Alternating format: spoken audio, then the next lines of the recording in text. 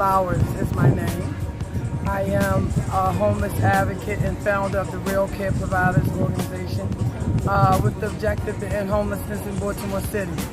And what you are seeing behind us is Tent City, downtown Baltimore, where we have gathered the homeless community to really make a stand about housing first in Baltimore City. So that's what you're experiencing and seeing right now. How long have you been out here? One of the organizers. How long have you been in Tent City? We've been out here, this is day 5, since Monday. Day 5.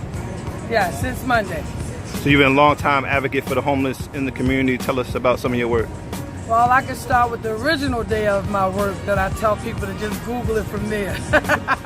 I started March the 7th, 2013, when I first engaged my first homeless encampment on I-83.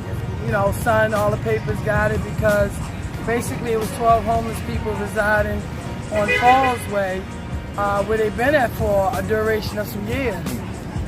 Me being a county resident, took it upon myself to interact some solutions to housing them folks. So that was my first 12 homeless people that I housed. And since then, we probably have housed over 600 homeless people throughout Baltimore City and the surrounding county. I be losing number myself because it has become such a model for us. Like, it's not a business anymore. This is my ministry.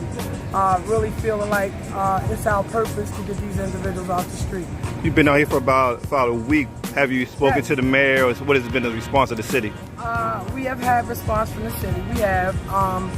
I guess this is my first time getting this deep into communication. I mean, I've attended a lot of forums and meetings. I've become quite familiar in the homeless community. I mean, like I say, Google, good or bad. I'm also on that article, Flowers. So I guess this is really Flowers right here, because this is something that has really took an initiative in partnership, grassroots, working together.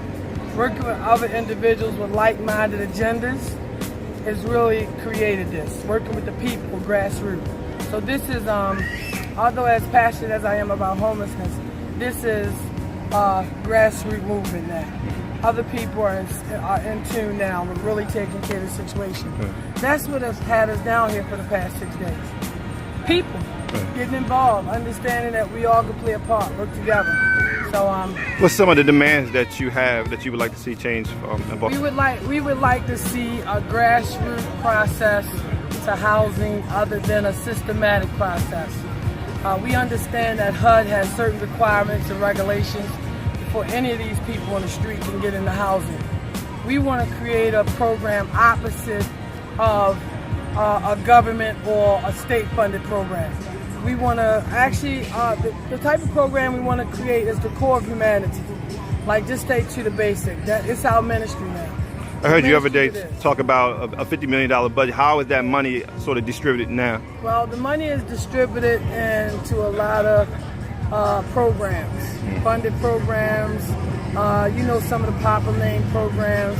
A lot of organizations in this city is a part of the $50 million plus, I say plus because it's more through fundraising and other opportunities. So it is connected into the homeless community, the COC, the Mayor's Office of Homeless Services. It's amazing when you're privileged to learn enough information about things. But at the end of the day, like, that's really none of my interests. Like, I can't even get with the systematic approach. I just feel like, God has an assignment for us to really do this. Like, we've really got to look at God and how He called us to deal with humanity. We could be billionaires, millionaires, but we should never allow our sisters and brothers to be living like this. Right. It's too much in this. Not in Baltimore, just downtown Baltimore. What you used to seeing in downtown Baltimore? Hills, everybody walking up and down, going to work. Now they done took a position in downtown Baltimore. Right. What's the immediate need? What do you need out here now? We need everything. Right now, my challenge to my city. The challenge to my city is, one, show your support, even with your monetary support. Because monetary support is important, because at the end of the day, we have to house these individuals. Show your support with personal needs, belongings, shoes, it's a community over here now. Like, we have adopted probably about 50 individuals who are relying on us as advocates. Just like children rely on their parents, they're now relying on us because we stood up and said, look, they need to be empowered. And the only way that we can learn to deal with a lot of our issues as people, if we trust someone to stand in the gap for us. So I'm just the advocate. So tell me what you think the role of the church, the faith community, how can they help in this? Well, the faith, let me share this. Now you're getting deep. Oh, now that's the question all by itself.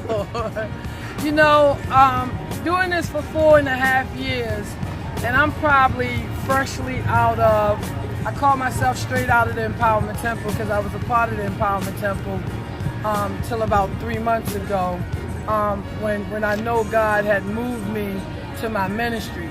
So one of the parts I did when I moved, I started my ministry on Falls Way at the shelter, because basically we gravitate as people, we gather around popular names. We look at things with a reputation, and we gather to the things without what happened. Like, we got to focus as God's people. We have been given an assignment, and our assignment, and I don't want to, it ain't to wrinkle nobody's feathers, but this is where God grown me at, and I take it personal. And it ain't about my religion anymore. It's about my personal relationship. I am the church. I am everything that God has installed in me. So when we look at our faith community and we look at God's chosen few, and when God say, my people are called by my name, we need to take those words and understand that it is applied to us. Like, we should deal with situations as God's people. God, this is not godly. It's not godly to leave our brothers and sisters outside. So I try to constantly keep the faith, to understand that all of us have different levels spiritually to grow. Some of us get outgrown real quick spiritually, like just forget a lot of stuff.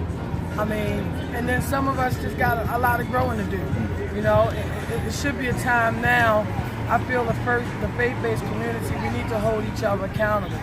You know, the shepherds need to come and get the sheep. You know, this is our shepherd sheep around here. You know, and it's like, how do you hold them accountable if they don't know or see it? And I think we've probably been engaged probably by 4 pastors. And not to put a big count on it, we haven't been embraced enough by the community, by the faith-based community. We haven't been. If you stay here long enough, you probably could video and see for yourself who do the most dropping off.